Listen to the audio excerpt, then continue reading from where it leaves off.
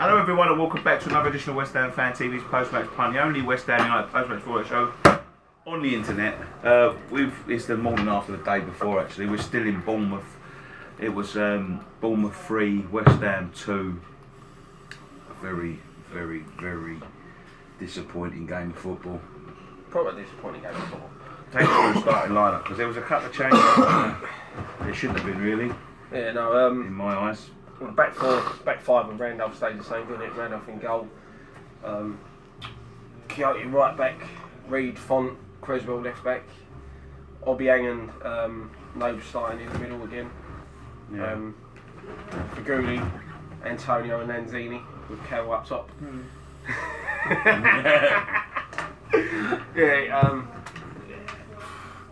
Noble starting, Faguli starting, Quixote right back. Tom, one thing I've got to say about the starting lineup yesterday, and this is just Slav's tactics in general.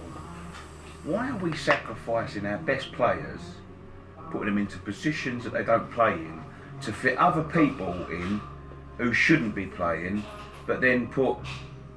It's like do you know what I'm saying? It's like If you're going to chuck someone right back, why not chuck Faguli right back? Yeah. You're going to chuck someone. It's like he gets the names and he doesn't want to drop them. So, I'll find a position for him on the feet. Yeah, you're on, Nick. I mean, I don't get why he keeps playing Quixote.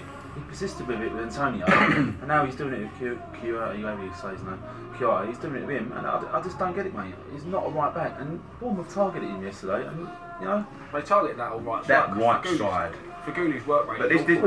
He went missing. Yeah. But this is what I'm saying, that right side yesterday, the amount of times he just drifted inside, the amount of times that Quixote was left isolated, he just ain't got the goal to defend it, the amount of times LBang had to come over and cover it.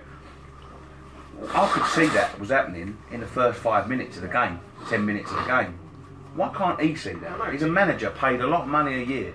Like, do you know what? I don't want to have a go at Slav, but sometimes I've got to question his tactical knowledge, because I could see it took him 60 minutes to change that right hand side. It was 2-1 down by then. The annoying thing is, luckily, we weren't 5-1 down by then. But the annoying thing is he said in his interview after, I noticed we were getting done down the right side, like before in the first half. So if you noticed that, why didn't he change it back on half time? What's the problem with Byram? Because I thought he come on, he played very well yesterday. He gave that dynamic sort of attacking prowess. He set up the goal. Yep. But what's the point of bringing him on when we did? He's obviously not Slav's signing, is he? You can clearly see Slav doesn't rate him, right? Not. So why do we actually buy him? I mean, get rid of him then. If he's not going to play him, if he's not going to be right back in the future, why is he? But that's it. Slav come out of the transfer window and said that he's happy with what we've got. Well, he ain't. Because he ain't playing any other striker apart from Carroll. He ain't playing the right back, which is two positions. Where's Arbeloa? What's the point of having him? But Byram, I don't think he's done that bad. Yeah. But if you're gonna drift the boy in, even though the boy makes a mistake or two, it's no worse than what we're getting done already. Exactly. Do you know what I mean? Like with a no right back. He's actually a right back, though. That's the thing. Yeah. Byram's a right back, so he needs to play there. And I said it before. I said it yesterday. Crazy. He needs, for him to get experience, it means he needs to play him. Exactly. Right, yeah, everyone's saying, we're not going to go down with safe. We'll play him then. Do you know what I mean? Like, for me, he needs to play. He needs to get experience. I'm not convinced, because like last week, I was saying Bournemouth are still in a relegation fight. Bournemouth are in a relegation fight. They're 3 points behind us today. So if they're in it, we're in it. Yeah, big time, and that's the thing, you know. And it's silly results like this one, playing players out of position, not picking players that should be starting. And look, we all love Noble. He is Mr. West Ham, right? But his performance against Chelsea, he shouldn't have started that game. There's no way he should have started. His performance against Chelsea was poor. He knows he was poor. Why is he still starting? It's like Bilic is scared to drop him. I know he's the captain. I know he's Mr. West Ham. I know he gives you 110%. But at the end of the day, if he's playing poor, he's got to be dropped. Players should be picked on form, not because of who they are. And that's the problem. So what? Noble shouldn't have, because his performance against Chelsea shouldn't have started. Yeah. Faguli shouldn't have started. Faguli's absolutely Quixote shouldn't have been right back. So yesterday there's three positions there. Lanzini was been playing. He didn't play Lanzini in the middle. He put Lanzini out on the left, didn't he? Yesterday, he started on the left. What's he doing that for? But that's it. You're talking Lanzini, That's what I'm best saying. attacking Best midfielder. attacking midfielder, down on the left. What? So Faguli can get over there. And when he changed it, Because Antonio can't play there. yeah, and when he put him in the middle, when he changed him out, it was unbelievable. He took the game. Right, Faguli set up our goal. Right, fair enough. That's the only thing he did for that time he was on the pitch. It's a silly penalty that he gave away. Then Noble protested against the referee. What's he protesting for? Faguli's all over the back of the game. Let's talk about the game, the penalty, 5 minutes that was. Remind me of the Watford game. Yeah. Remind me of the Watford game. Yeah. The first 5 minutes they was. What is the good doing? What is he doing? You can't do that in a bit of a league. But one protested it. Yeah. And I honestly thought Noble's going to get sent off yesterday. Yeah. I thought he was going to get sent off. Get a yellow like that. You can't then make any other changes. Like, you can't take one to the team, whatever. And that's the thing, it's just silly. And we got away with it. They missed the penalty, but it's riding their luck. They missed it. We went up the other end and scored a goal. Yeah. And I'll be honest with you, apart from the second goal, we created nothing else. All of our chances were restricted to long shots. We didn't get enough balls in the box. When we did decide to cross the ball, it was a case of they're going along the floor again. I don't understand that. Do you know what it reminded me of yesterday's performance? Do you know what it reminded me of? Allardyce-esque. Like, very Allardyce. Long ball. Really Allardyce, yeah. The long ball always up to Carroll. Trying to throw the ball in the box with crosses. And, how many times have we picked Carroll out here, see with cross? Once. How many? Carroll didn't win a lot of No, he was. He looks a bit off his game. The whole team performance, especially the first half, was poor. So I think he's a bit injured. Still injured.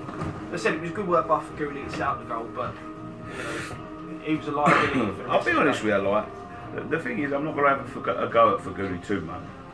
Although he was poor, I don't think he's cut out of this league. I don't like him. I don't know why we keep him like shoehorning him into the side.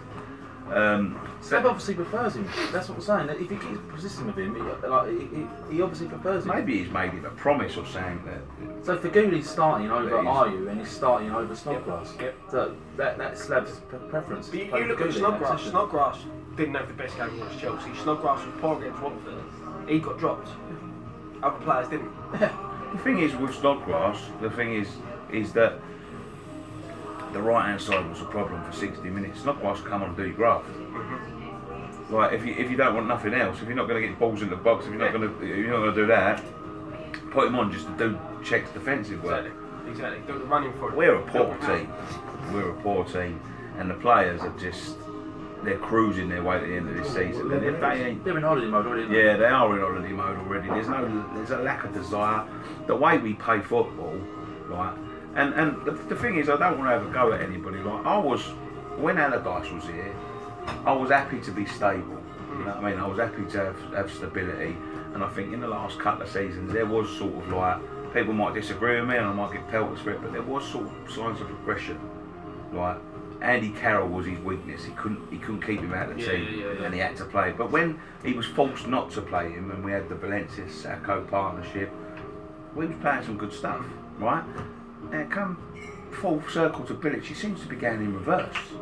Like we started playing, but it's the lack of quality in players. It's the lack of desire. I mean, the speed in which we break is.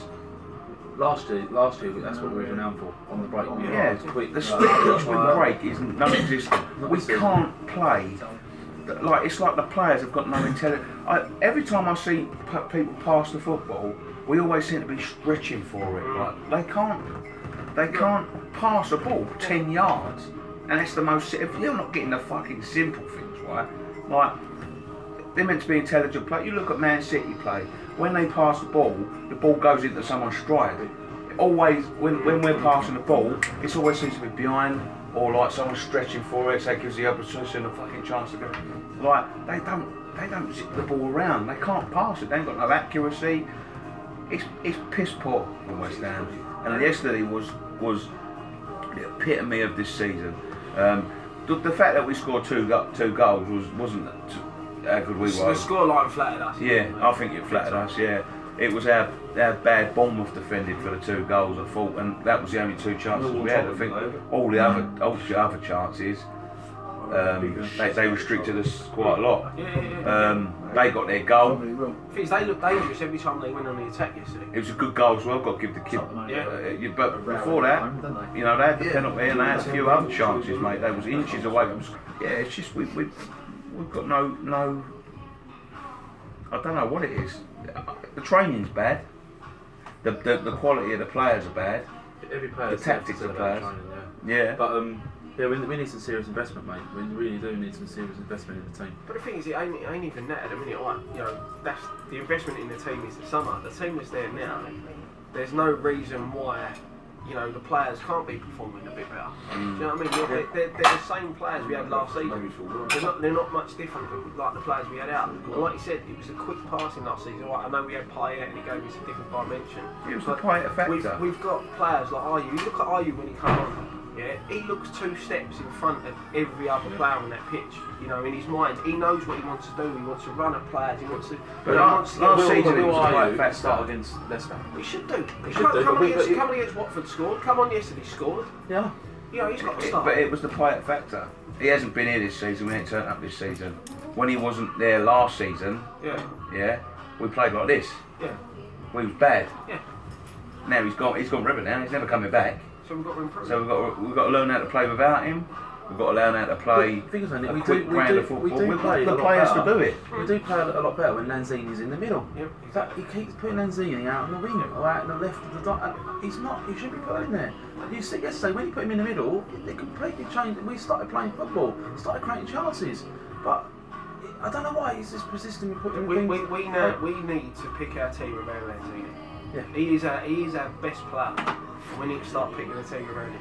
Because if not, we're going to lose him. And this is my worry about Kyoto keep playing right back. I think we'll come lose the a few summer, players. he's going to go. I think we might lose a few players in the summer. You know, to me, if Kyoto's not happy playing right back, he should do what Antonio says and just come out and say, look, boss, I don't want to play right back.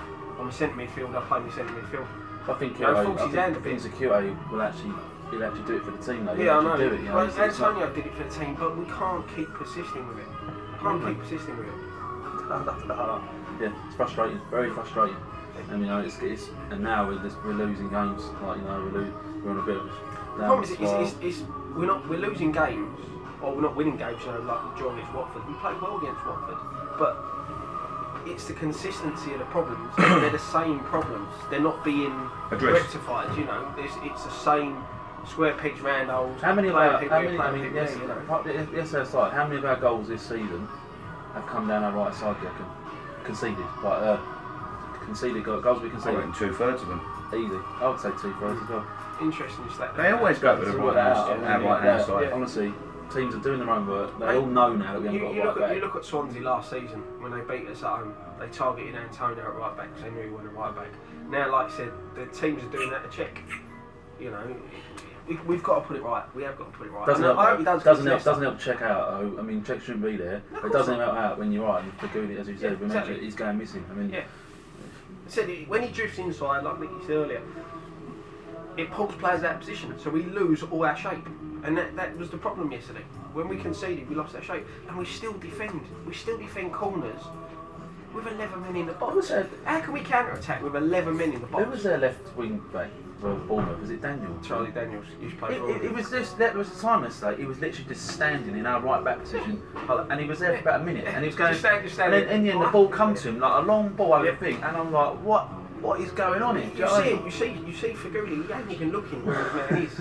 You see Obiang, I think... Getting sucked in all the time. Yeah, I think... All the time. There was one point in the first half, Noble just turned around and said to him, what are you doing? You know, the geezer skipped past, Faguli went in there, skipped past Kyoto. They've put a cross in the box, I think we knocked out for a corner, and Noble just got to him, what are you doing? Because he ain't got a clue. Faguli's not got a clue. He don't know how to defend. He's just pointing, he's a weak link in our side.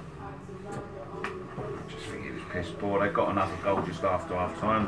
They come down the right as well. There was a suspicion of handball in there or offside or something. So they was calling for something. They had a little chat. But I think it was on handball. He spoke to that guy and speak to Lorna. Yeah, I didn't think it was. Their second penalty, which was in the first half, that was a bit debatable. He could have made an argument, but I've seen him given. They were probably both penalties. Substitutions. I mean, why is he not changing the game sooner? I don't get it. You know? I don't get. When our first subs come on, what, like 60 minutes? 60 minutes. I mean, I just don't get what That's what I said. And the most insulting thing yesterday is when he took off QA and put Barham on for 15 minutes. 15 minutes.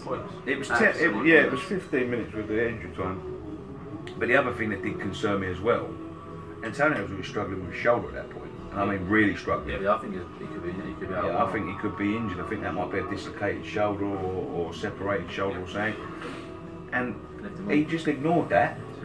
But the thing is, we're still in the game. He's still going, trying to get. No, but what I'm saying, about 2 minutes later, he got up. He sort of shook it off. You could see him. He was struggling with his arm. Yeah. 2 minutes later, some players see that he pushes him in the arm. Fucking, he's screaming in agony. He's getting up. He's like gingerly fucking like got his shoulder like that. He might have to come off. Yeah. He might have to. Like, might be a false change. But he put Byram on for Kyoto. He didn't look too bad after the game, Antonio. No, he took his shirt off, chucked the crowd, he got his arm up alright, so hopefully he's okay. But it's just a disappointing performance, disappointing to lose it that way. To be honest with you, I'm going to give it to Bournemouth. They played well. They had a game plan. They had a game plan. They stuck to it. Eddie Howe was a very good manager. They had a very morale boosting point last week against United at Old Trafford. So, you know, they was coming into the game a bit confident. But, you know, we're just.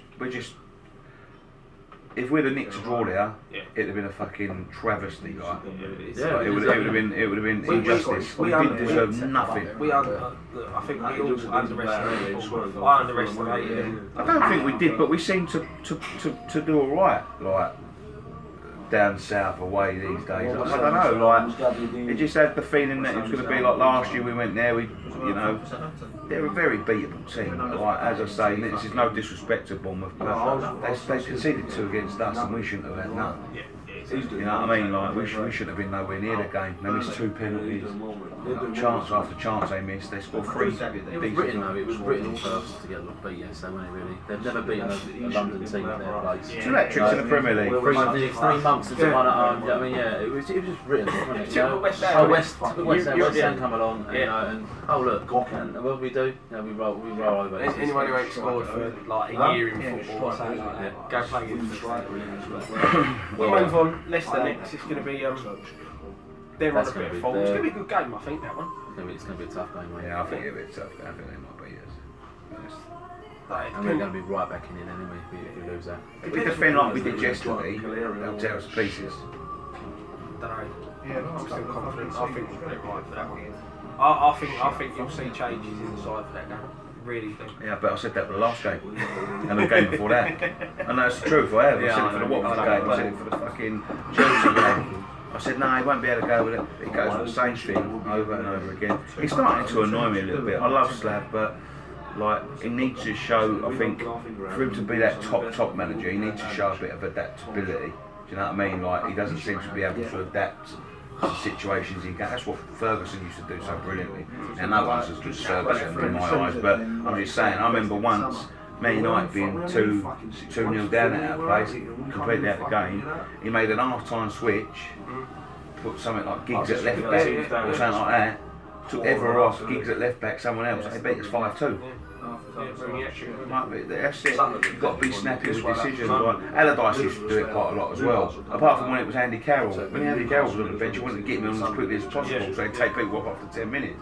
But they ride out that they pick the team, and no matter what's happening, we could be getting absolutely paced. They ride it out to a certain minute to think, right, now we'll change it. Yeah, we'll see what happens. This might still work.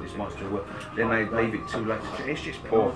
It's just poor. And the players need to take a bit of responsibility as well. Like, a lot of them, like yesterday, weren't good enough. Like, a lot of them.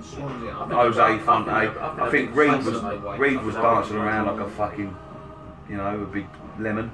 At times, you know what I mean? He was, wasn't he? He wasn't getting like eating any straight. He was fucking mincing around like a lemon. To be honest, I thought Fonte had a good game.